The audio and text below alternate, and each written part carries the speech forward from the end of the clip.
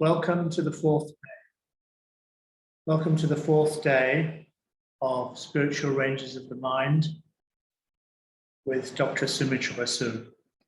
Before we start, let's have a moment's silence. Thank you.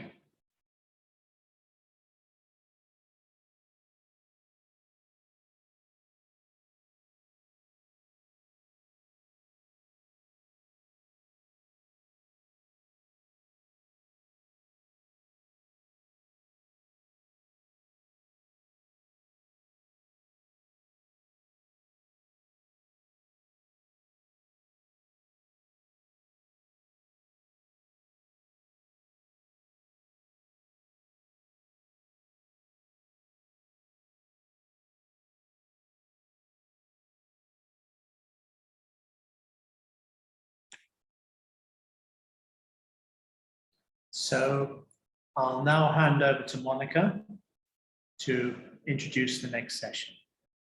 Thank you. Thank you, James. And very warm welcome to everyone today, fourth day of our workshop. So from the deeper ranges of cognition to higher and illumined mind. And today, Dr. Basu will be taking us to even thinner air, if I can say. So we'll have to take care of our oxygen cylinders properly. And that's intuition, I think. So really looking forward to the session today.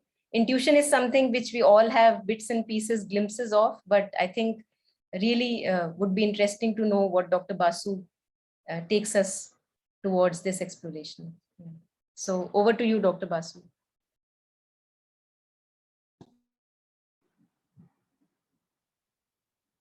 Thank you, Monica, and thank you, James. And we will touch a topic which is very dear to Sri Aurobindo, and that's intuition. Intuition is something which was always there. Only Sri Aurobindo has elaborated it in a greater way and has given us an inkling of what a true spiritual or higher intuition is. Because ordinarily we are accustomed to some or other fragmentary experience of intuition. Sometimes it comes as flashes. You know that you are looking for a word in a dictionary and you open the dictionary and the word comes out immediately. So it's not just an accident. It was just for a microsecond that your concentration was appropriate for the intuition to get linked up with the reality. But then these are very rare experiences. But this happens. All of us experience something or the other. We have intuitive insights. Something tells us not to move or not to go out. And then we don't go out and then accident is averted. Or small incidents like that, small things like that in our lives, all of us face at one time or the other. Now, I was telling you that the other day that at one time, intuition was made available to us as a faculty in a greater way spontaneously. And now we have to bring it in very consciously. You see, spontaneously, why?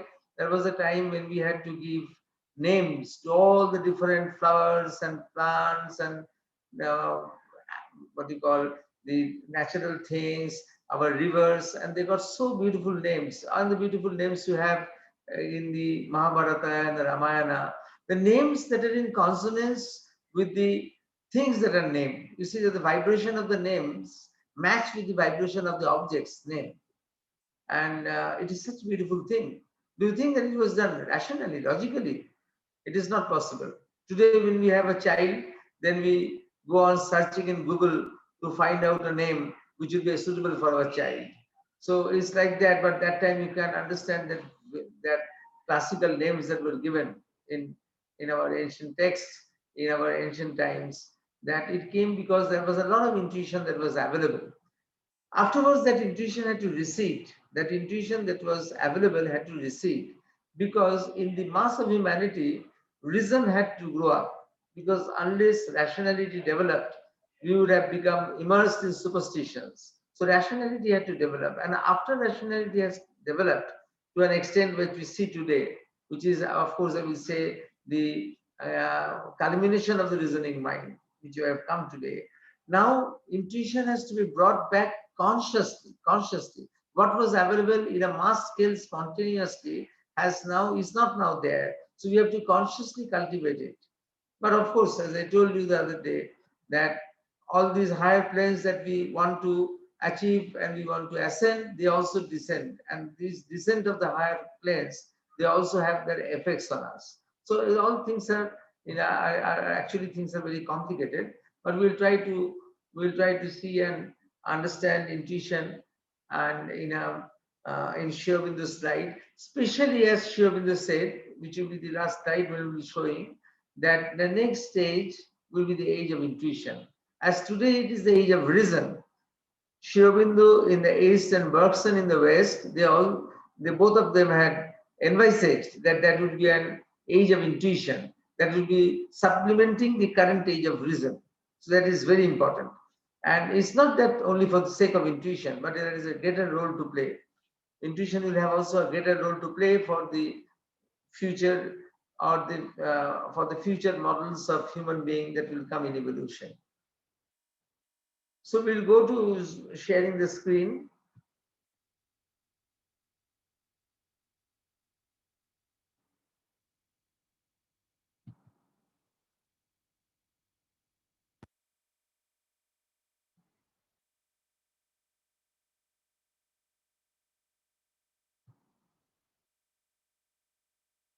Now, when we talk about intuition, what does psychology consider intuition to be? In a general sense, in a general way, psychology believes that in intuition, what happens is that the action of the logical mind is swiftly done. Not fully conscious, not fully in conscious awareness, it might be half consciously, it might be subconsciously, but without worked out by reason. So something is being worked out without reason, and it is done very swiftly. But it is action of logical mind. That's what modern psychology believes, that it is the logical mind, because psychology believes in the logical mind. Modern psychology believes in the logical mind. So that the logical mind, the action of it is swiftly done, half consciously or subconsciously, and without being worked out by reason. Sri Aurobindo brings another perspective. Sri Aurobindo brings another perspective. He describes that true intuition proceeds from a self-existent truth. Self, S-E-L-F, there should be F instead of D. Self-existent truth is veridical. And he did not equate it with buddhi. He did not equate it with buddhi because buddhi is a common Indian term. He didn't equate it with the Sanskrit term buddhi because the term buddhi does not differentiate intuition from intellect. You see, this is very important, that you should not confuse intuition with the classical Indian term buddhi, because buddhi doesn't differentiate intuition from intellect. That's why Anirbanji used the word bodhi, from the Sanskritized word bodhi, to describe what is intuition. So it is something which is not being constructed by the mind. It is something that is there existing somewhere else, and from there it is coming. So from Sri Aurobindo, intuition is not being made in the mind. You see, this is the difference with modern psychology. In modern psychology, intuition is something that is happening in your mind. It is happening in your mind. We don't know the whole mechanism, half consciously or subconsciously. We know only that reason is not playing any part. And at the same time, we cannot tell everything is irrational. So they have to say that actually the work of logical mind is happening without reason getting its foothold there. But then everything is occurring in the mind. But for Sri Aurobindo, intuition is descending from a self-existent truth that is somewhere else. That is somewhere else. That is not here. That is somewhere else. And from there it is descending. So this is a very important differentiation. It is a self-existent truth which is lying at a very high plane of consciousness, from where it will descend. Now, this is the two important views of intuition that are there in modern psychology. So there is a Simon's view who says that it is a correct judgment. Intuition is a correct judgment without conscious awareness of the process behind it. We are not aware consciously of what is going on. But according to Simon, it doesn't occur in a vacuum. So intuition will not occur in a vacuum. So he takes the example actually of a sudden correct move by a chess player during a game of chess. So one is playing a game of chess and suddenly one makes a move which is immediately correct, which is spontaneous, which is intuitive, and which is immediately correct. And to explain that, he was saying that then this person must have a well-organized knowledge base. So he must have been having, he must have been having a experience of playing chess for a long time. And there might be discrimination going on, discriminatory nets functioning so that he can discriminate immediately that what is true and what is false is the chess move that he has to make. So in an ordinary way, that is this Simon's view also holds a partial truth. In the ordinary way where intuition works in the human mind, I'm not talking about our spiritual people, not talking about spiritual intuition, but intuition that is we are perceiving at the level of the mind, something of this, what Simon has said, you also, something of that it is happening. For example, doctors who have to write down a medicine without the test from the laboratory coming in. Suppose an antibiotic has to be written and it is not being supported by the laboratory tests because the laboratory test will take time to come. But immediately if the patient is not given a medicine, then the patient might die.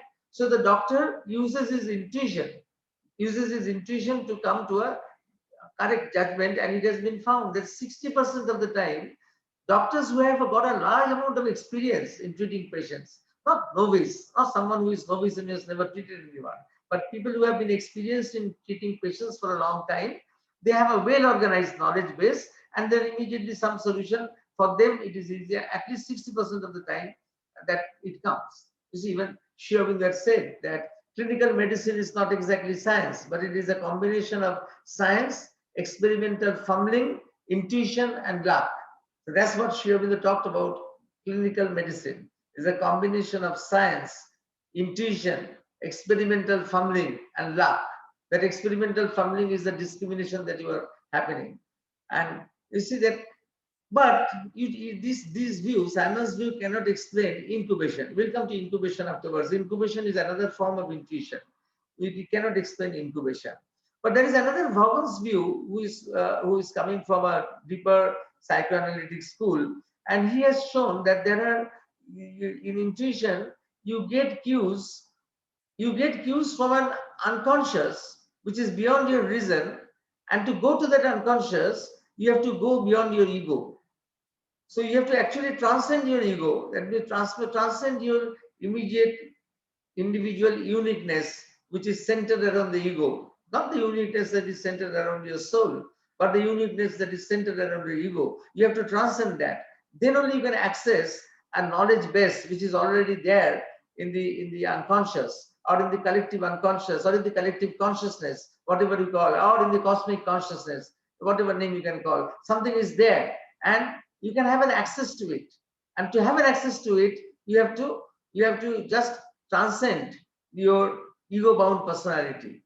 So it is coming more towards a little bit of spirituality. It comes. It is acknowledging that something else is needed other than that things are there in the mind. So Vaughan's view actually accepts that there is something beyond. There is something beyond our rational mind from where things can come.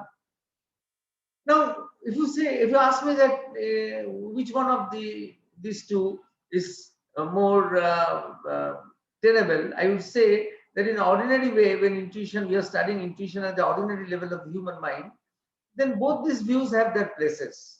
Actually, both Simon's view and Vaughan's view, both these views have their places.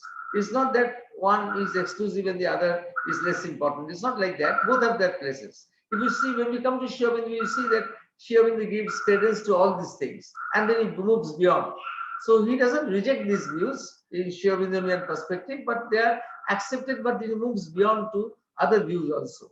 So because in Sri Aurobindo studies intuition at different levels of consciousness. At one level of consciousness, we want to study the process, then we have to come to Simon's and Vaughan's view, but at the other level, we have to go to some other perspective. Now, incubation is something which you are, all of us who are accustomed to have in some part of our life. You have a problem and a solution doesn't happen. You have a problem and a solution doesn't, you don't get a solution. Then you forget about it. You leave it aside. After some days, suddenly you find a solution. You see, immediately the solution will not come. So you are thinking over very intensely over a problem, and then you leave it because you are not having any solution, what to do. And after some time, a solution comes. What happened? And that solution was correct. That solution that comes after some time, that is correct. What happened? Some unconscious processes were there, but what was it? The stress got reduced.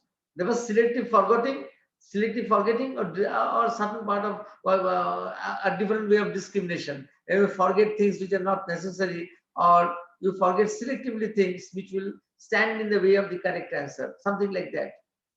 But many experiments in controlled settings have been done, but no clue was found. You see that to find out how incubation occurs, many experiments in controlled settings have been done, but never any clue has been found.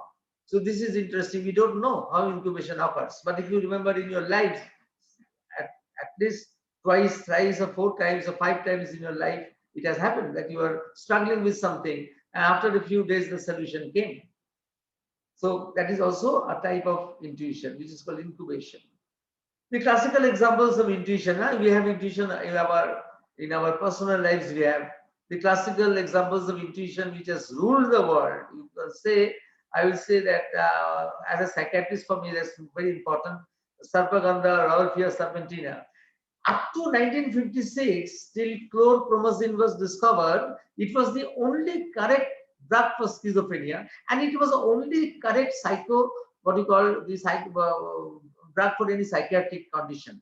Only first drug for psychiatric condition was manufactured in 1950s. Before that, throughout history, throughout antiquity, throughout the world, there was only one drug, and this drug was Rauwolfia serpentina or Sarpagandha, and that was given to schizophrenics, and actually people got well.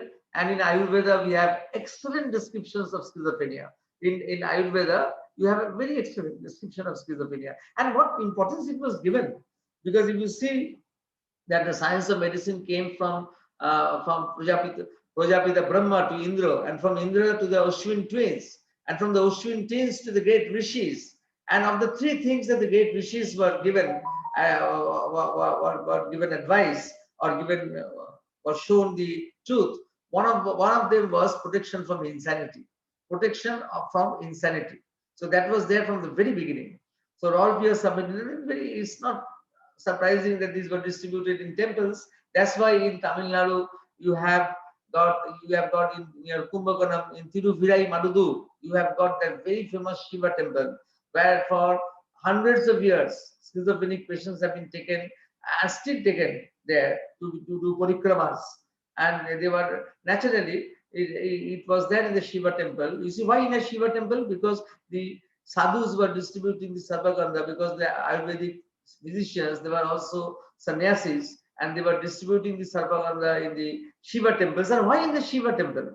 Because Lord Shiva is open to everybody. You see who are the consorts of Lord Shiva, all the accompaniments of Lord Shiva, all the vagabonds and all the marginal people and the borderline people. So they are all the ghosts and all the odd people, the odd men out. They are there surrounding Lord Shiva, which shows that Shiva is for everybody. And therefore there was no inhibition in giving Rauwolfia serpentina or Sarpagandha in a Shiva temple. Very interesting. That's why it was given. And then this very interesting thing, which Sri Aurobindo himself had commented, that about these 3 types of fire that was described in the Rig Veda, about the ordinary fire, and the Vaidyutik Agni, about the electricity, and the Shaurya Agni, which is nuclear fission. So intuitively they knew the difference between the ordinary fire, electricity, and nuclear fission. Though it is only in 1930s we see that nuclear fission, we understand what it is, what is its meaning. In 1926, Sri Aurobindo had said that the secrets will now be unraveled of this 3rd type of fire. In 1927, sometime in 1926, Sri Aurobindo had commented that now the secret will be unveiled, and in 1930s it was unveiled. And then you have the famous right hand and the left hand faculties which were described in Tantra. The right hand and left hand faculties, the Bam Marga and the Dakshin Marga, and it is absolutely correctly corresponding to the right hemispheric function and the left hemispheric function. You know that we know now we have in the brain functionally we have two hemispheres. Structurally they are what you call it appears that there are two lobes on two sides, but functionally they are having some uniqueness. So it is the right lobe which is more creative, which is synthetic, which is intuitive. The left lobe which is pragmatic, which is more what you call reality oriented. And we need to have a synthesis of the two. We need to have a synthesis of the two, the right hand and the left hand, and the right brain and the left brain. So many what you call work on the laterality of brain functioning we find everywhere. Practically every month I will be seeing actually 5 to 10 children who are brought to me because of learning difficulties. A lot more are brought, but actually for 5 to 10 every month I will be seeing because they were left-handed and they were changed to right-handed, or they were ambidextral, half left-handed, half right-handed, and all the problems started from there. Huh? Because you are left-handed and you are suddenly made to be right-handed, then you will have difficulties. So always B and D will alternate. Huh? You will have letter reversing. You will have difficulty in subtracting when you have to carry over subtractions you have to do. So all because you have to, there is movement involved. So it is such a practical thing that the description of the right hand and the left hand faculties as differentiating faculties in Tantra. It is so every month I am telling you that I work every month at least with 5 to 10 children who are having these right left problems. And every month I remember that how unique was the intuition in Tantra. And then the other day I told you about the kekulous structure of the Benzene ring, which was the snake eating its tail, which was again very interesting. That snake eating its tail was a symbol, which is a Greek symbol, which is an ancient Greek symbol in the collective, which was there in the collective unconscious or the cosmic consciousness. The collective unconscious of Jung is one small part of the vast cosmic consciousness that is described in our tradition. In our tradition, we have described the vast cosmic consciousness. A small part of that cosmic consciousness, neither part, has been described as collective unconscious by Jung. Now, this is interesting because if you see kekulous structure of benzene ring, how do you explain? Do you explain by do you explain by Simon, or do you explain by Vaughan? How do you explain it? See, if you believe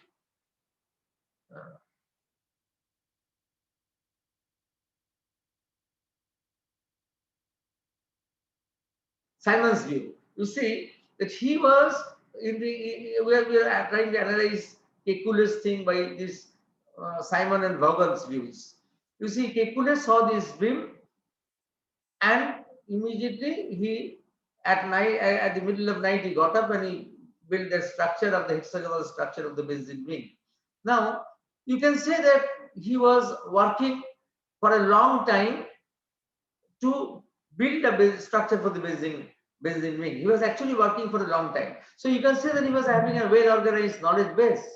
And because he was working for a long time, moment he saw the dream, he could discriminate.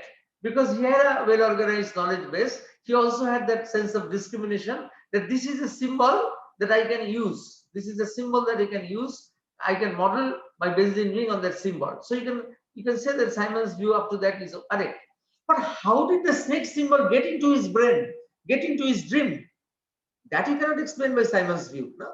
How? Well, it is correct that that he has got a well-organized knowledge base and that discrimination has happened. But how the hell did the dream of the snake enter into his consciousness? So, and of course, Bhavan says that something has entered from somewhere else. It's not from your mind, it's somewhere else. But how it has entered?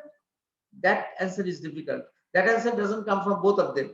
For Vaughan, you can say that yes, he admits that it has come from the cosmic consciousness, and the ancient Greek symbol, which was there for a long time, it was all ancient symbols are there in the cosmic consciousness. Everything is kept from where they can be brought.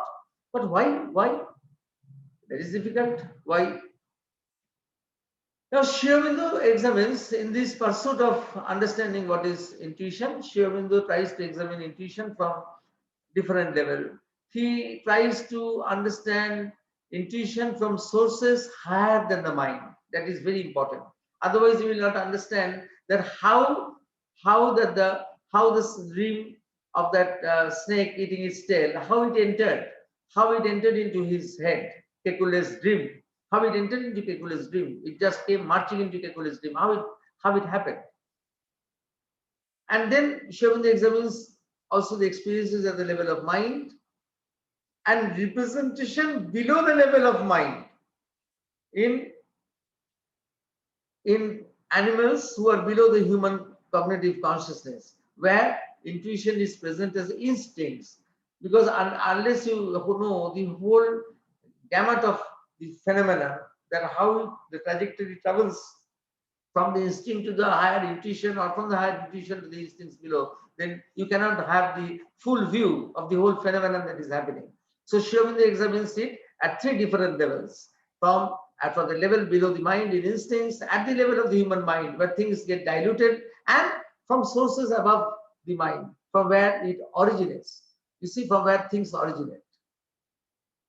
In doing that, Sri Aurobindo comes to describes 4 types of, or what you call 4 types of phenomena that happen when you are dealing with the sources above the human mind, from where things are coming.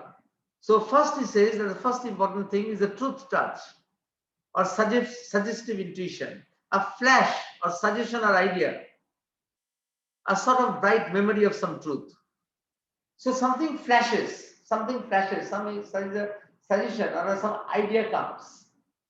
This is not something uncommon. In your personal lives, you will find that at times in your life, you had this kind of experience when something just touched you. Might be something gave a flash in the morning that today you can have fever. No. Might be something like that, very gross like that. It's not always that intuition is bringing in very high things. It can bring very ordinary things, but important for your personal life. So something in a flash can tell you, an idea can come that today if you should be cautious and you should not catch cold, and then you go out and then you have caught a cold. You have taken a chilled drink and you have caught a cold. Or you have just seen an accident, you have seen an accident in a dream, and then afterwards actually an accident happened in your car. So this is not uncommon.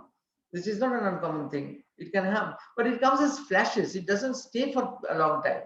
This is very important, that something that comes from very high above. This is what Monica was saying in the beginning, that intuition, our experience of intuition, that it comes in fragments, in flashes. It comes as a flash. It comes just as a flash, something. And then you have to work out on that. You see, you have to work out on that. And to work out on that, what do you need? You need to have intuitive discrimination. Now, Sri Aurobindo gave great importance to intuitive discrimination, so that you can place things in the proper perspective. Why Sri Aurobindo gave much importance to intuitive discrimination? Because Sri Aurobindo wants that intuition to take the place of reason, which is now governing life. Our present life is being governed by reason with the intelligent will. Sri Aurobindo wants that we shift to a different plane where intuition will govern our life. Now, intuition will not be irrational.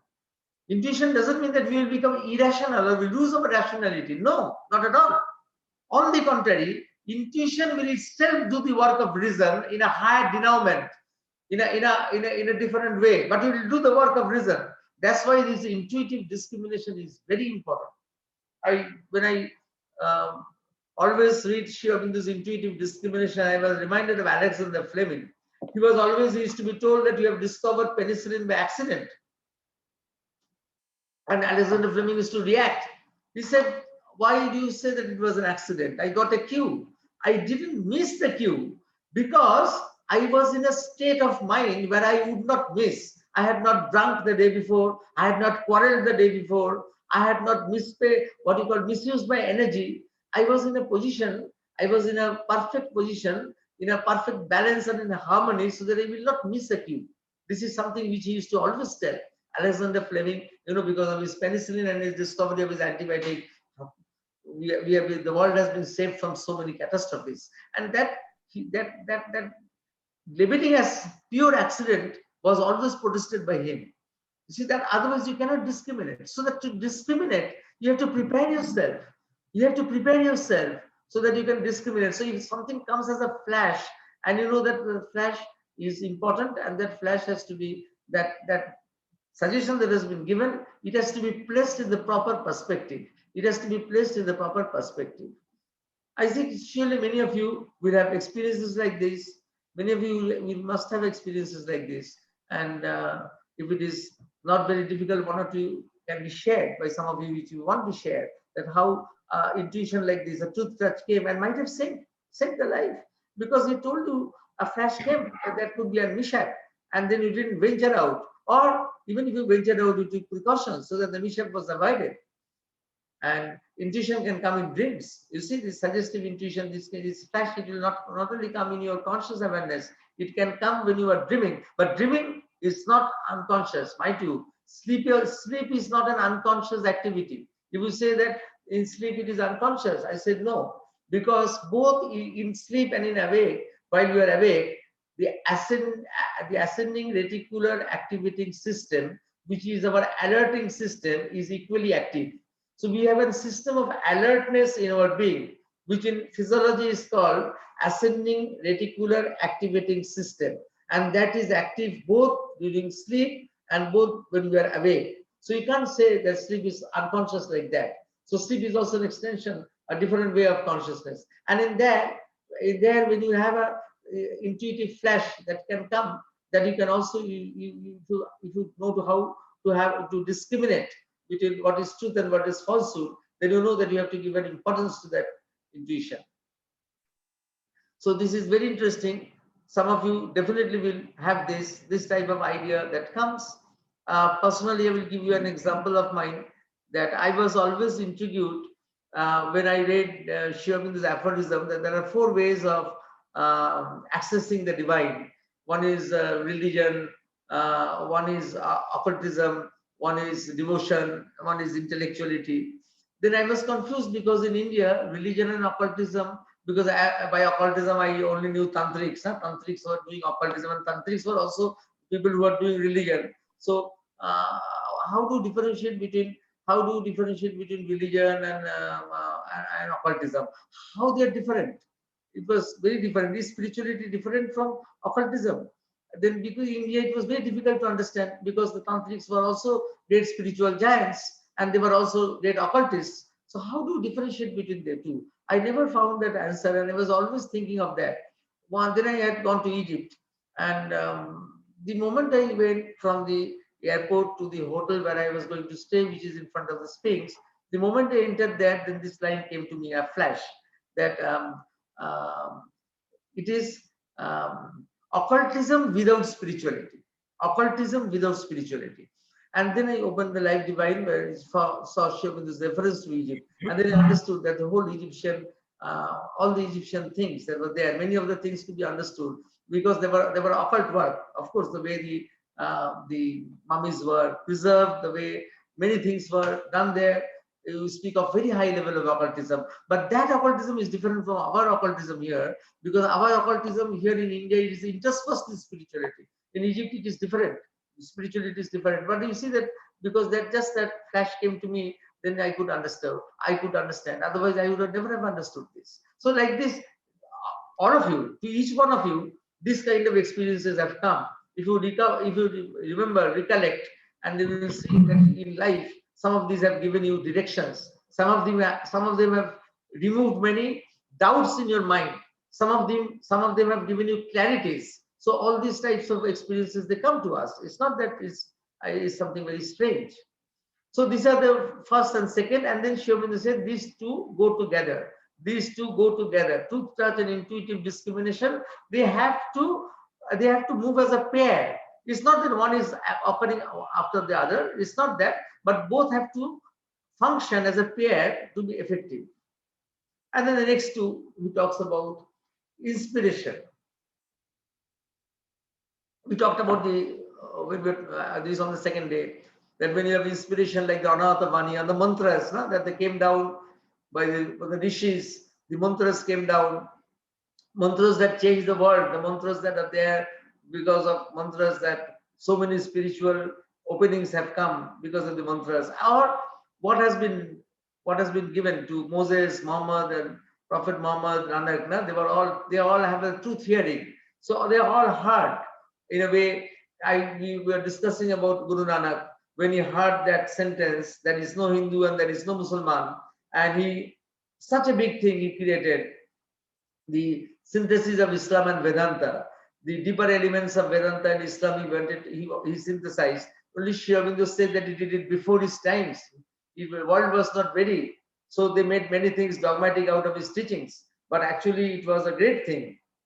And personally, if you read Sri Aurobindo's explanation about Guru Nanak and then go to Guru Nanak's works and see, you'll be surprised to see that what kind of vision he had. And all things flowed only that from one sentence that he heard.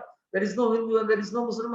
Only from this one sentence, everything came out. All that flowed. And sometimes I feel that in our country, we have this communal problem. And to solve this communal problem, what are the things that we have to do? And one of the things is to acknowledge the past from the Guru Nanak, starting from Guru Nanak. Then only we can understand its true value and they understand the value of synthesis. So it was same with Prophet Muhammad, with Moses, all things that they heard. And this, what they heard, that was given out, that was the word that came out, and that because of that word, it is something what in India we call the message, the Vani, that has come out. And we have, of course, in our Upanishads, in our Vedas, glorifying examples of these high mantras that have come from the supernal spheres and have molded humanity and have been inspiring us for ages and ages. So what a great thing. The inspiration has come from very, very high above. And once it has come and once it has consolidated, you see that it needed minds to be consolidated. And these minds were provided by people who were doing yoga, who are rishis. So they were not ordinary people. So they had also cultivated their receptacle. You need a receptacle to consolidate. No? And this receptacle was being formed by people who are doing sadhana and to a very serious extent. And still, these inspirations, these truth hearings, they are still standing the test of time. They are still standing the test of time. Civilizations rise and they have gone away. Empires rise and they get destroyed. Nations rise and they get dissolved. Great conquerors, that ages come to an end. But the inspirations of the truth hearings, which the Vedic rishis, the Upanishadic seers, they heard, they still remain. They still remain. So this is such a big thing. And then the fourth one, Sri Aurobindo said, was revelation. Revelation or the pratyakha drishti. So direct revelation. A direct revelation, something is being revealed to you. Something it is being revealed to you. Something which is bringing out the very spirit and being and reality of the truth. And it is being part of the consciousness and the experience. It is becoming the part of the consciousness and experience. So like that of the Jesus Christ's vision of the heaven and earth, or the Buddha's vision of the void, or the Upanishad's vision of Ananda that is holding the whole creation, the whole manifestation. That is the value aspect of the manifestation. The answer why? Why is this manifestation? The scientists can guess about how this manifestation is occurring, and to some extent they can guess a little bit about why it happened, about when it happened, but why they cannot tell. And the Indian answer is that it is just for the sake of the bliss, it's just for the sake of pleasure, it's just for the sake of Ananda, and this Ananda is not dependent on any other secondary factor. It is not dependent upon any motivation. In fact, this is something we use in psychology. When we were first exposing Sri Aurobindo psychology to the West, and me and Matthias had gone to Oxford for the British Psychological Society program, and Dr. Matthias' whole program in that psychology association program was to explain how there can be a concept of motiveless bliss. What a great contribution it can be if psychology uses that. Because in psychology, everything is dependent on a motivation. Motivation in psychology is called an internal energizer. So there is a motivation to do everything. Behind everything, there is a motivation. In psychology, we always say that behind everything, there is a motivation. But this is what Dr. Matthias was trying to explain to people there, that there is a concept that is beyond motivation. There is an ananda, there is a bliss, there is a happiness that is beyond motivation. You see, you need not undergo any motivation to go to that. It just exists for its own sake. It is just holding the world, holding the universe. Such a great revelation, no? It was a great revelation. How would you explain it? It was revealed that it is Ananda that is holding the world. Ananda is the value aspect. If Sat is the existential aspect of Satchidananda, and Chit is the what we call the practical aspect of Satchidananda, the pragmatic aspect, the working out aspect, then the value aspect is provided by the Ananda. So this is a very interesting thing, that what has been revealed is not only relevant at one point in time. The revelation was such. All these revelations, you will see, the great revelations, they are standing the test of time. They are standing the test of time. Now you can show me the says like the first two, truth touch and intuitive discrimination, they have to go together. This truth hearing and pratyaksha drishti, they have to also to go together. These two also, the second two also, they have to go together, to move together. And ultimately the four movements, the four things also, they come together to form the base or to explain the whole, what you call the phenomenon of the higher intuition that comes. So this is Sri Aurobindo is talking about the intuition at a very, very high level. Now intuition is at the level of the ordinary human being. Ordinary human being, intuition acts in fragmented and intermittent manner. Gets mixed up with reason at the level of mind, and from the ignorance that is coming from the inconscience.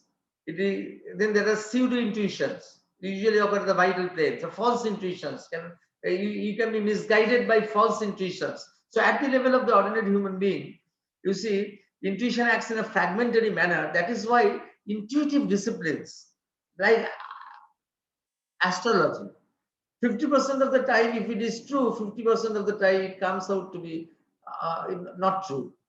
You see, because it gets diluted at the level of the mind. That's why afterwards Sri Aurobindo stopped using the word intuitive mind. He was always using the word intuition, because intuitive mind means people will confuse the higher intuition with the level of the mind in which you are working.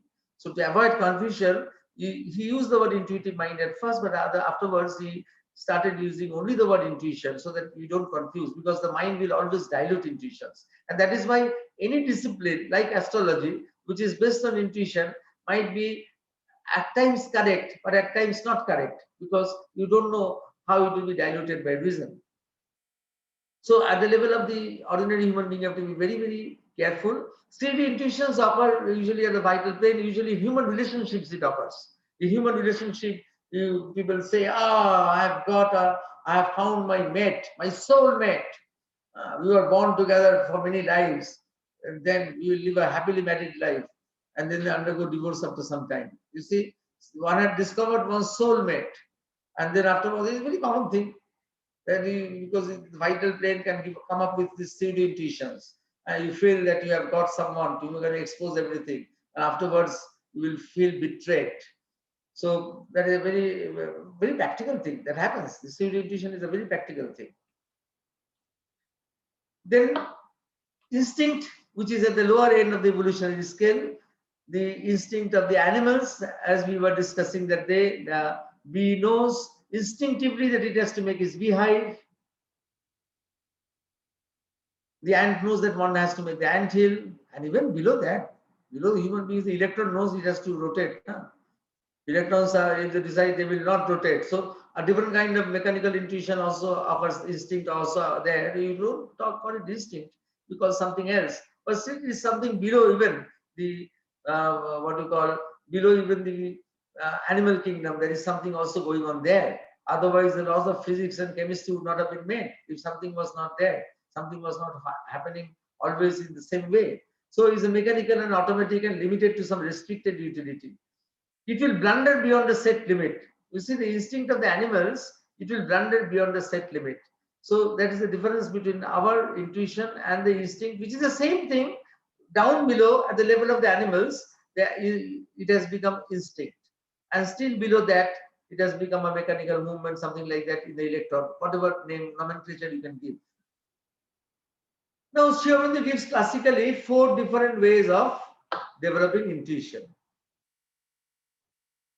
So afterwards, if you have time for 5 to 6 minutes, we can practice something which is involving two of the ways, the 4 different ways of developing intuition.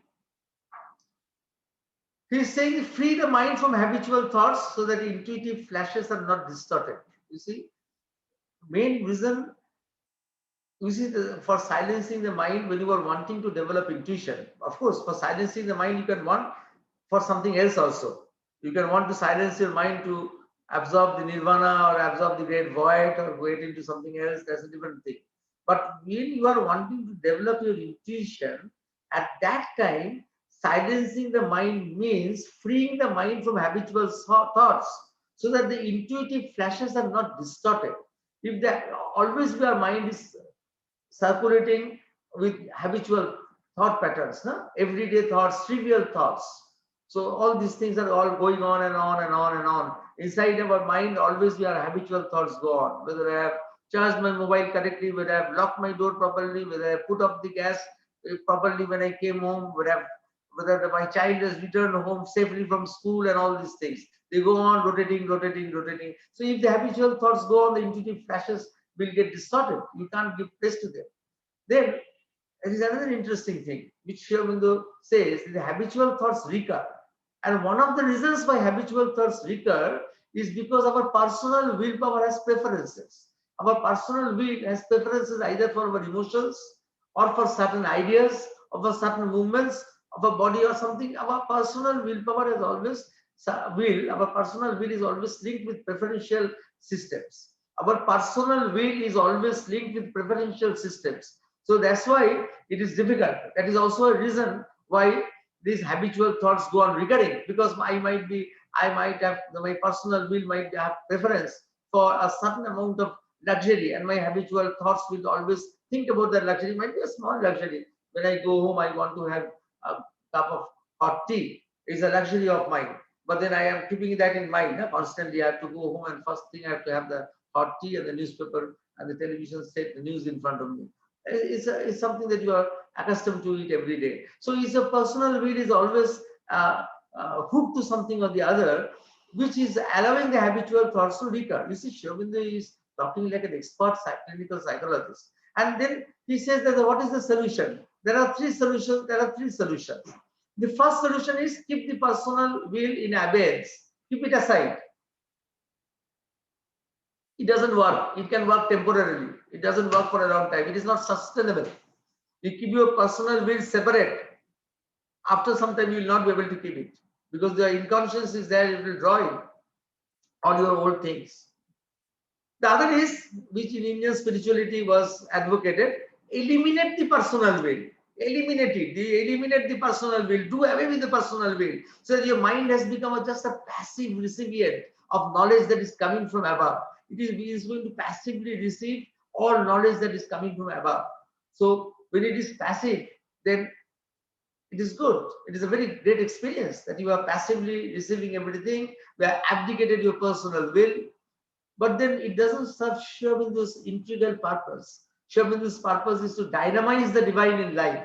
And to make the divine dynamic in life, you have to develop all your faculties. You have to develop your discriminating faculties also. So you cannot eliminate your will. So for Sri Aurobindo says that your will can be linked up with the universal will. So it becomes not a personal will, but an universalized will. And that is the need of integrality. The integral approach needs. The integral approach needs an universalized will. So that is what Sri Aurobindo is wanting to say, that in our integral yoga, instead of sacrificing the will, personal will, or doing it away, you can't do it away, because if you want to do something with consciousness, you have to have the force inside the consciousness to realize what you want to do. So the best thing is that you link your individual will with the universal will. So you see that silencing the mind has two perspectives. On one hand, you have to make your mind free from habitual thoughts, and secondly, you have to link your individual will with the universal will. So these two things go together. Silencing the mind is not just stopping to think. It's not just stopping to think. It is a very active process. Silencing the mind is a very active process, where you have to actively dissociate yourself from all your habitual thoughts and then link your individual will with the universal will. That is called silencing the mind. It's not just making your mind passive and empty. I will not think anything. Everything will be done for me. Of course, good. That is something that you can do. But that doesn't bring integrality. That is not doing justice to Sri Aurobindo's vision. Then the way of bhakti. Second is the way of bhakti. The way of bhakti, the indwelling self of Purusha, because the psychic being or the indwelling self is also an intuitive self. It leads to an luminous intuition. This is a very beautiful thing, that when you go inside, the psychic touches you. When the psychic touches you, you touch the psychic deep within.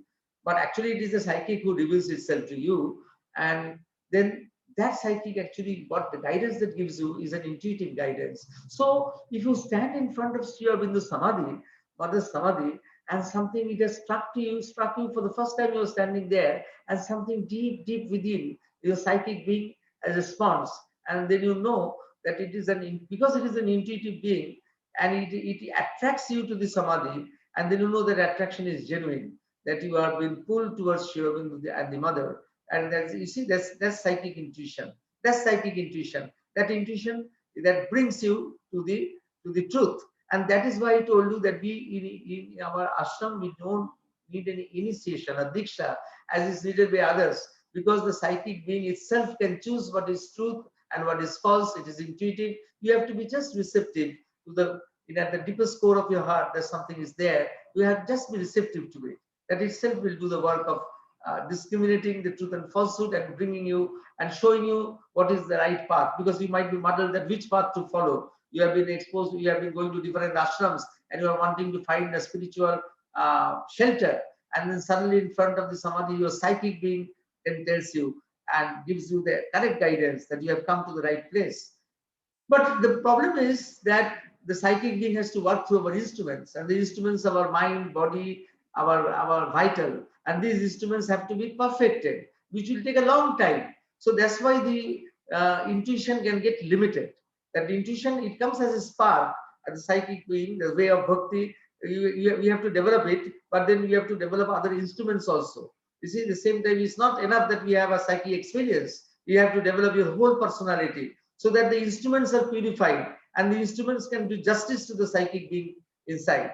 So this is one way. The third way is rising to a cognitive source beyond the mind, lifting your center of cognition beyond the mind. So we will try to do it for 5 to 6 minutes after we have a break. And just before we have a question and answer session, we'll just try to do it for a few minutes. Lift the center of thought and conscious action, lifting the center of thought and conscious action above the physical brain, and feel it going on in the subtle body. Just this sentence, just remember this sentence: the center of thought and conscious action is above the physical brain, and you have to feel it in your subtle body. The center of thought and conscious action is you have to go there. You have to go to that, the center of thought and conscious action. You have to lift it above your brain. So above your physical brain, the center of your consciousness has to be lifted, and from there you have to feel that it is going in your subtle body.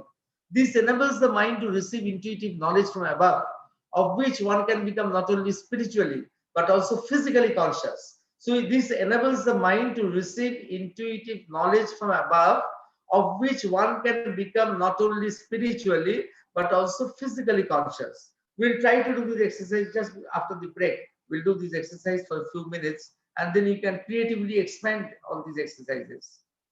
And if we can feel ourselves think, you see what will happen. This is to continue from the before, is a continuation of this rising to the cognitive source beyond the mind. If we can feel ourselves thinking no longer with the brain, but from above and outside the head in the subtle body, you are not thinking with the brain. You are thinking from high above, something your thought is occurring above your brain, above and outside your head in a subtle body.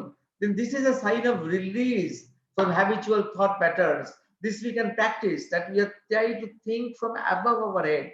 When we try to place our concentration above our head, then we can be released from our habitual thought patterns.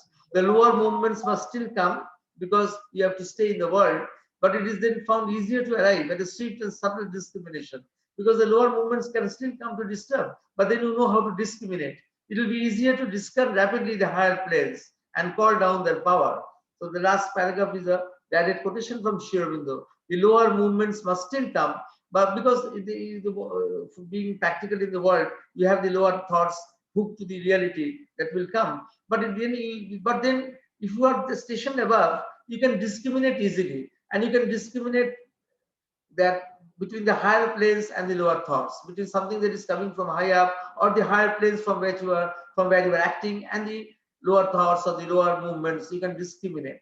So this is an advantage if you can do that. And then transformation of the intellect. It is very difficult. We'll not talk about much, just saying that it is not only our own, it is not only dependent on our own effort. The last technique is not only dependent on our own effort, but it needs the intervention of the supramental energy to be consolidated. So by ourselves, we think that we'll transform our intellect, that's intellectual ego. You cannot do. Even you can heighten, enlarge your intellect. You can heighten and enlarge your intellect, but you have to wait. But you have to wait until the supramental energy intervenes, and then actually brings it to the point where it has become an very luminous intuition is possible, a luminous intuitive mentality is possible. So your intellectuality has to be developed, but your own development will not suffice until at one point of time the supramental energy comes, and then you see this is something very high. This is something which is related to a very high sadhana in pursuit that you have to make. Though all the four methods, you have said that all the four methods can be combined. All the four methods can be combined. And then this is the main motivation of Sri Aurobindo in talking about intuition, because he wants that the age of reason should be supplemented by the age of intuition. The intuitive mentality thus forms another definite, again this in Sri Aurobindo's words, another definite status and halting place, like the instinctive mind of the animal or the reasoning mind of man in the organization of cognitive consciousness. So in the organization of cognitive consciousness, the one great step was taken when the instinctive mind of the animal was formed, and it stayed for some time. It was a halting place because it was something was consolidated. The instinctive mind of the animal consolidated the animal world. After that, when the human beings came, the reasoning mind of man has consolidated the human psyche. The reasoning mind of man has consolidated our civilization. The reasoning mind of man has brought this life to this, the way in which we are living today, with all our gadgets, with all our advantages, all the things that we have got from science and everything, is because the reasoning mind of man has become consolidated. Sri Aurobindo says that in the same way, these consolidations have occurred. A third consolidation is going to occur when the intuitive mentality will form another definite status on halting place, another definitive status. So it will be another definitive status. And yet Sri Aurobindo adds a word of caution: the intuitive mentality is still mind and not gnosis. Is still mind and not gnosis. Gnosis is the supramental knowledge. So then beyond intuition, you have to go. You see, that is not the final place. It will be one important halting place. You see, he's saying halting place. He's not saying it is the final place.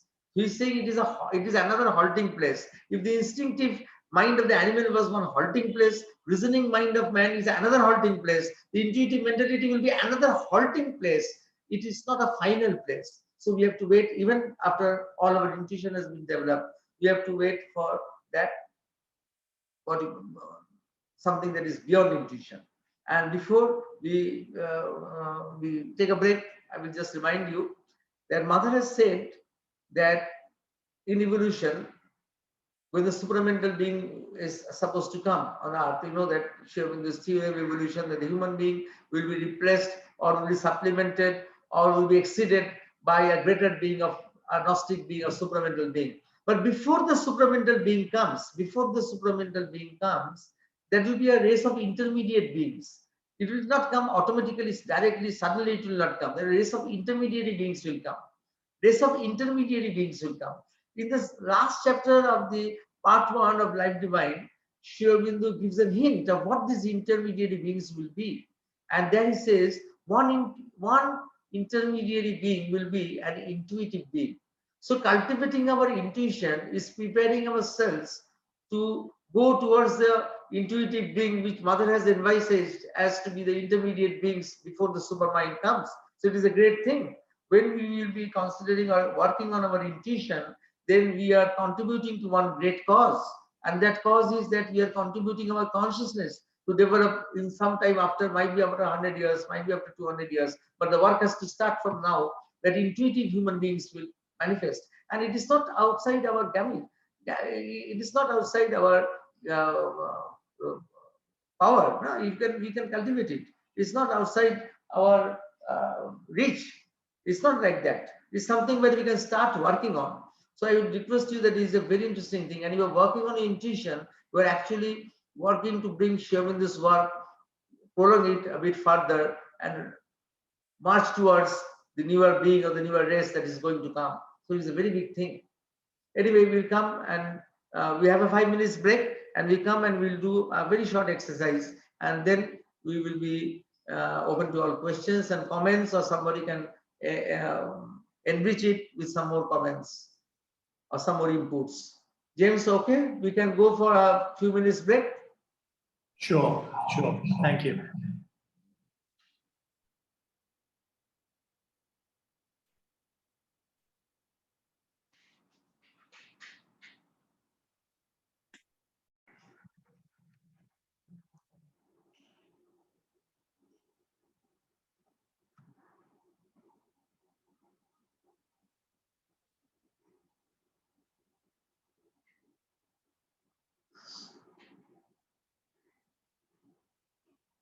So we'll start. Should we start? Let's start, yes. Yes.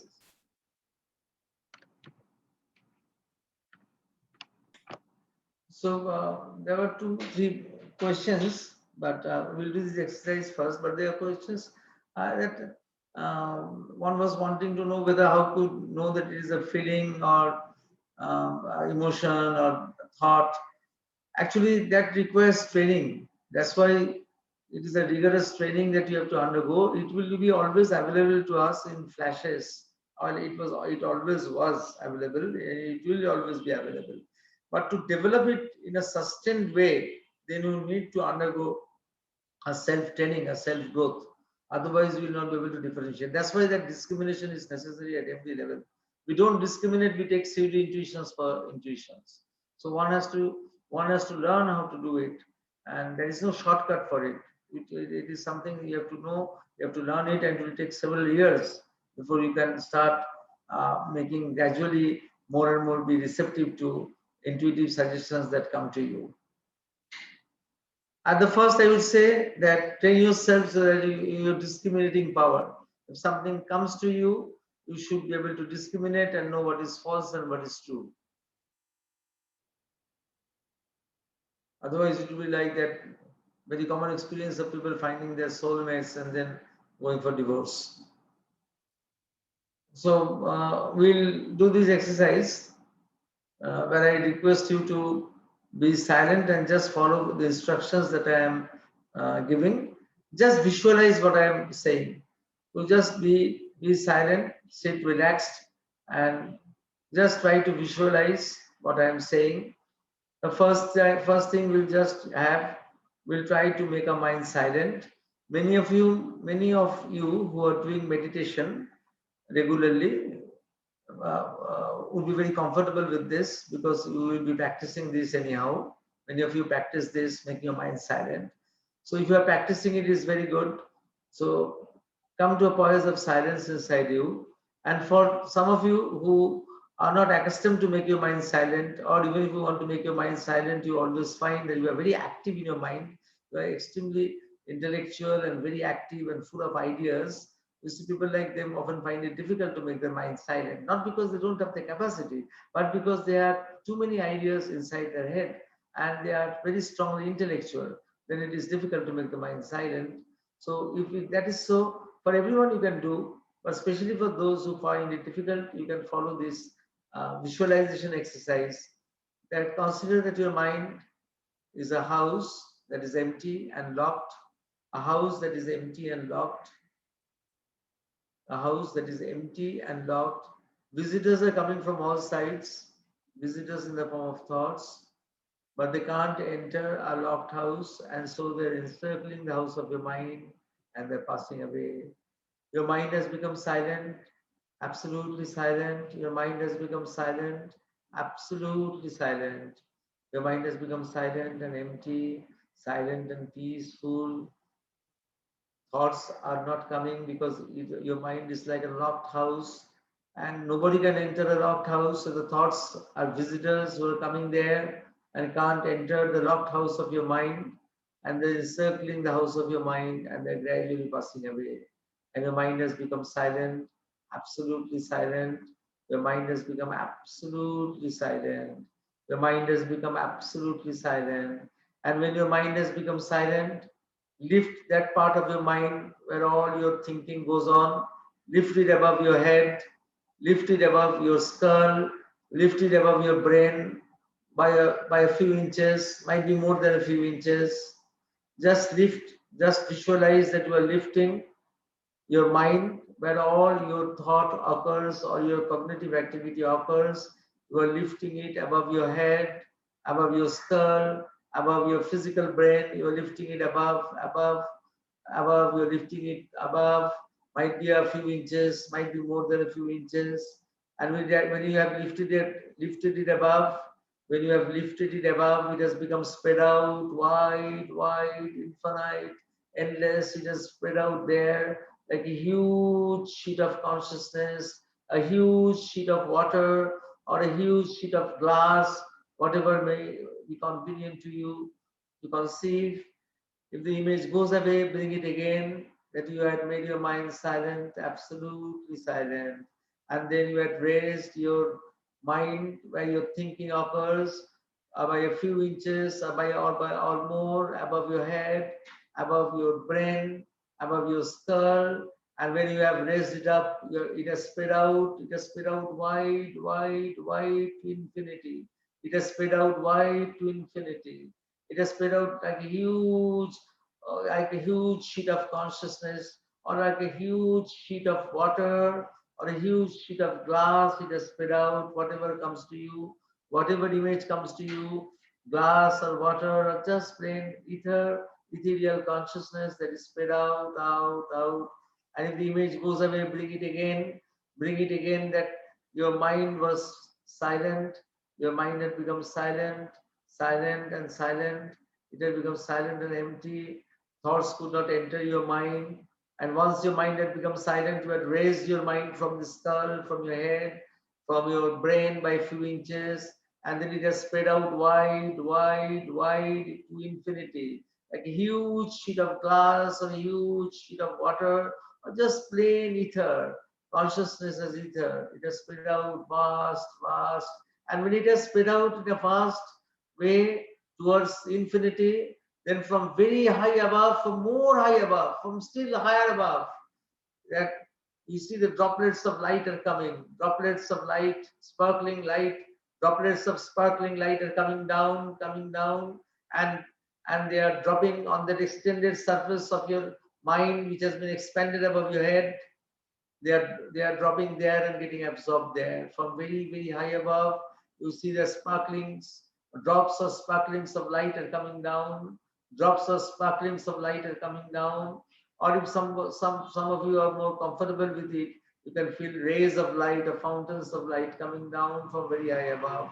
There may be droplets of light, there may be fountains of light that are coming down from very high above, and they're getting absorbed in the expanded surface of your mind, which was raised above your head, in the expanded surface of your mind that was being raised above your head. You can feel that those droplets are coming there and getting absorbed. If the image goes away, you can bring it again.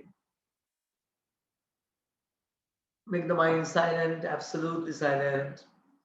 The mind is absolutely silent, and then high above, you raise your mind above your head, your physical brain, your skull by a few inches, might be a bit more, as far as it is feasible for you. And then spread it out wide, wide, wide, wide, the infinity, to infinity. And then spreading it out like a huge vastness of water or glass or ethereal consciousness. And then from very high above, droplets of light are coming down, drops of light, drops of sparkling light. They're actually intuitive thoughts that are coming down, and they're coming down and getting absorbed, or sometimes it might look like rays. They're coming down, getting absorbed in the expanded surface of your mind, which has been extended beyond your physical brain. Just hold this image, and if it goes away, bring it again.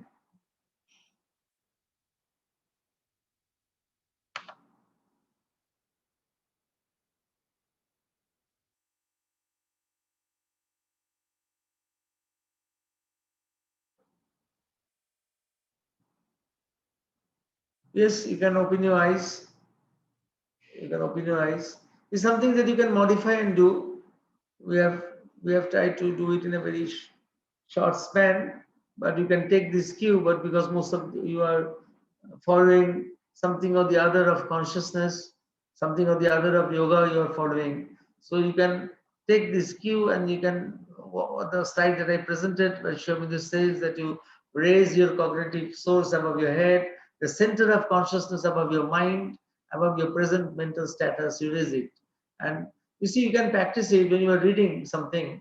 When you reading something, you are reading from one level with your eyes, from your mind, but you can just station yourself above your mind and try to read it from there. You see, you're reading with your eyes, it's all right, you're reading with your eyes, but your eyes are reading it and your mind is trying to understand it. But one page at least, you will not be able to do a lot, but one page of Savitri or one page, you can start doing this from today onwards. Or if you, one page or one paragraph, you try to read as if you're reading it from above your head, not from your head. Of course, you're using your eyes, but you are understanding it or trying to read it from above, or from a station that is above your head, not from your usual poise from where you read, but from a poise that is higher than your mind. You can start doing this. It's a very small exercise for 6 minutes. You can try every day. Few lines of Savitri or one paragraph of Savitri or one page of Mother's quotations. You can try just to go above your mind and try to read it from there. You see, it is very interesting, and it is something that can be done. It is a matter of practice. It can be done. All things are a matter of practice. All things can be done. So I would invite you, because we have less time today, if we have something to add, because intuition is something which everyone experiences. So some of you can have an experiential understanding of it, and someone can share, someone can add, or someone can ask anything. You can do that. We have a few minutes left.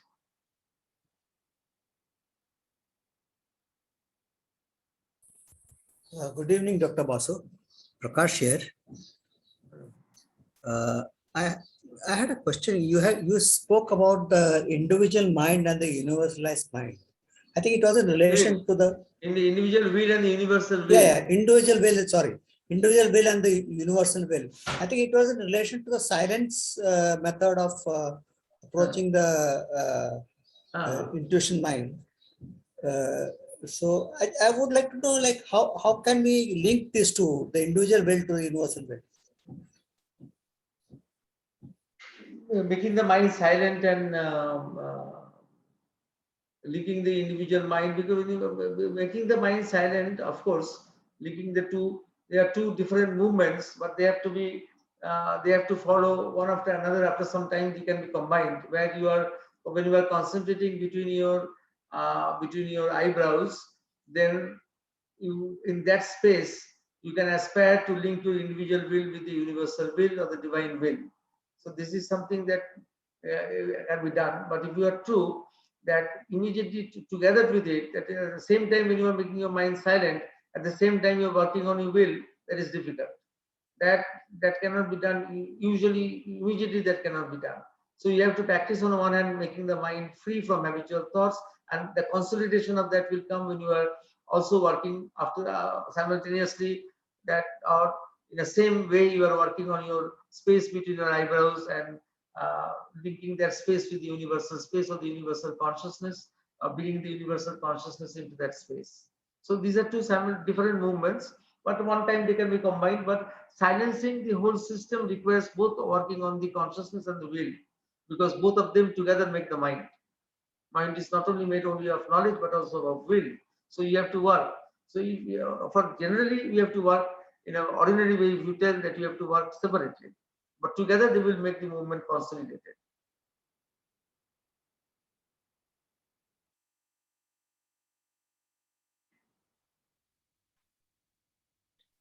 Good evening, Basu sir. May I?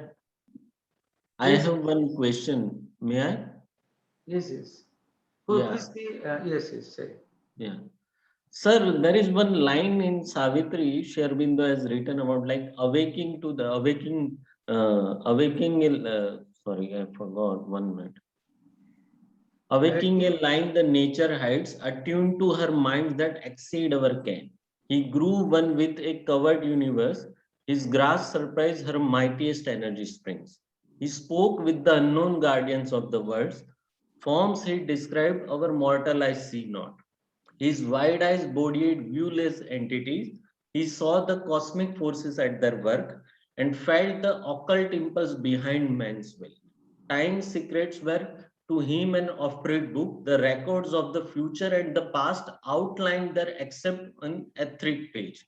So that the stage of that particular being he has explained. So he is Yes, referring very with good. what state of the consciousness? That experience you will means get at what state of consciousness, like overmind state of consciousness he is referring, or he is referring the supermind state of consciousness? He is referring to actually your experiences of the cosmic consciousness. But overmind is the higher range of the, we will come tomorrow to that. Overmind is the higher range of the cosmic consciousness. The cosmic consciousness is a very big thing. And the highest range of the, what you call, superconscient cosmic mind is the overmind. Overmind is the highest plane of the cosmic consciousness. So in general, is referring to here to understand the workings of the cosmic consciousness. But all these things have descended also from the transcendent. The cosmic consciousness is also secondary to the transcendental consciousness. Okay. And sir, one more, the another line, like in Adoration of Divine Mother, it's written, generally the people say it's like the Purna Yoga kind of, like in absolute silence sleeps an absolute power. Awaking it can wake the transbound soul, and in the ray reveal the parent sun. It can make the world a vessel of spirit's force. It can fashion in the clay God's perfect shape. To free the himself was God's desire. So that experience actually, he is referring at psychic level experience once your psychic is fully awakened and you realize the who means you realize the actually the you are the ansh of the Paramatma, that complete realization happen. So that experience he is explaining, or he is referring to the any state of consciousness like? Yeah, this is from Savitri something where you can come to many extensions of what is being said. Seed ideas, you can extend it. Of course, that you can extend it to what you are saying. But this is Sri Aurobindo's very favorite topic, that consciousness is always covealed with force. Chit is covealed with Shakti. You see, that's why in Satchidananda, it was Sat Chit Ananda. Sri Aurobindo modified it as Shat Chit Shakti Ananda. A Shakti can be passive, it can be active. It can be it can remain in a passive state, in a dormant state, or it can remain in an active state. So without that Chit Shakti concept, these you cannot explain the whole manifestation. So that is what you are referring is one of Sri Aurobindo's key ideas, which he brings every time in many ways. And actually, it is the Chit Shakti, the embodiment of the Chit Shakti is the Divine Mother. The Mother is who? She is the embodiment of the. She's an embodiment of the Chit Shakti. But the Chik Shakti works at every level. And so if it is there very high above at the Sachidananda level, but then it has to be brought down, because at every level consciousness is impregnated with Shakti, with energy, with power. Otherwise things cannot move. Things should have been static. So that silence to be dynamic, not static, then you need to have that power within it. So what you are saying is very nice. That is one of Sri Aurobindo's very favorite things or themes that he always brings out. That every level you have to force together. And then he's talking from very high level, from where you can extend it to many levels in accordance to your development. Okay. Savitri Sai, that's why very beautiful. Yes. That's why you can expand and extend in your personal way. Thank you, sir. Thank you. There are intuitions to Ida. I am saying that these visions, they are there because these visions that occur here in the playground and near the samadhi, to very ordinary people, when they sit to meditate or they come there, they sometimes have flashes of visions, and it occurs to very ordinary people who are very devoted, who are very devoted, might not intellectuals, might you, but very ordinary people. I've seen scores of I've seen people, especially women, who have this kind of flashes in our playground and also near the samadhi. So this is because of your inner senses. The inner senses, they become receptive. Now, yesterday we were talking about our subliminal senses. Subliminal being, the inner being, we have our inner senses, and these inner senses catch it, all these things. So it's something of an intuitive flash which has been caught by our inner senses. But because we are not trained to be or sustain sustainable experience with the inner senses, we are not accustomed to it, so we can't hold it for a long time. Instincts are there. Instinct is not there in human beings. Instinct is there in animals. What is instinct in animals is intuition in human beings. So instinct is a word which is used in animal behavior. In the why we can't use it, why we don't use it in human beings, because the instinct acts in a very elemental way, and the instinct is correct and spontaneous, because the animals don't have the mental consciousness which will distort the instinct. But human beings, two things happen because of reasoning mind. And because of the ignorance from the inconscience, they distort what is coming down, the intuition. So that intuition cannot act as so spontaneously in every case as the instinct acts. You see, you have to discriminate and allow it to act.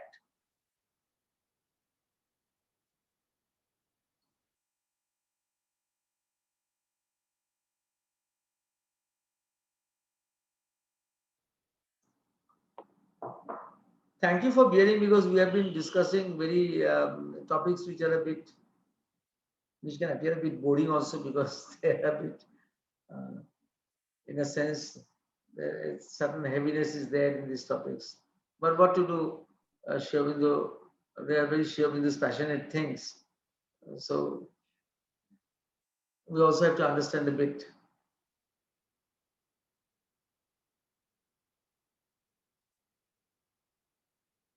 So thank you very, very much, Dr. Basu. It was a really fascinating session.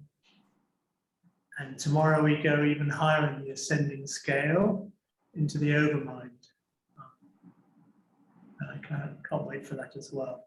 So until then, everyone, unless anyone has any more questions. Actually, I do. James, is it okay if I? Sure. Yeah, sorry. Please. Okay. So thank you, Dada. Wonderful session. I don't know if this could be, I mean, you would want to take it up right now or not, because this perhaps requires a longer discussion. But I also wanted to share some experiences or questions around intuition, but maybe that aside, I think what is more important right now for me to put forward is, this modern psychology, and there's so much discussion happening all over the world around it. And clearly a lot is broken and needs to be looked in a new light. So I don't know, for a layman conversation, what are the top 3 challenges for a psychologist, someone who's practicing this? Because in India also, we are largely influenced by the Freudian or the Western take on the outer to inner. So I don't know, I mean, I also have some thoughts around it, which I wanted to share, but I would rather, because of lack of time, listen to you. So I don't know if you have something to share on this right away or not. That's about it. In the Western world, for example, in the USA, I can tell you that Freud has been totally dispensed, and they have now come to what we call very clinical Buddhism. So with mindfulness, meditation, and all these techniques. So that's the one step forward has been taken. India, we are still following some old systems, not only in India, but even in France, which is the cradle of new ideas. The French government supports psychoanalysis as the official psychological psychotherapeutic treatment, which is very strange. But over and above all, that things began to change as we shift, as the world now shifts from postmodernism to postmodernism. So there is a shift that is going everywhere. I tell you that we are shifting from linear to non-linear thinking, and these things will actually bring out the interest in people all over the world for a new light, for the new psychology. So these things you should be confident that things are going to change, and it will change in our lifetime. And this change will be more rapid than the fall of the Berlin Wall. You see, the fall of the Berlin Wall, if it was very drastic, this change will be more drastic. It is definitely going to happen. It has started to happen everywhere. Light is there. People are becoming responsive. You cannot dismiss all these deep experiences. But we hope that this thing will take ground. But in the meantime, we have to do our work of consolidating Sri Aurobindo's consciousness and things that he has offered to us, because this will also act as a base. The more we consolidate, we will be working actually for the whole world and for our country as it is. So I see it in this way. We ourselves have to develop it. We are given the onus. We who love Mother and Sri Aurobindo, we are being given the onus to develop it. And then that itself will carry the work forward.